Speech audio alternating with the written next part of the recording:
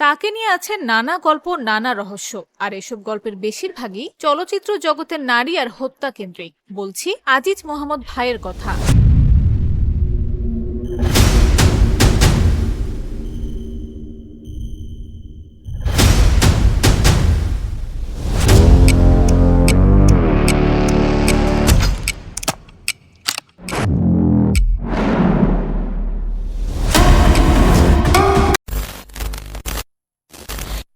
বাংলা সিনেমার রাজপুত্র সালমান শাহ থেকে শুরু করে ৯০ দশকের চিত্রনায়ক সোহেল চৌধুরী হত্যাকাণ্ডের ঘটনায় নাম আসে তার। জানেন কি কে এই আজিজ মোহাম্মদ ভাই?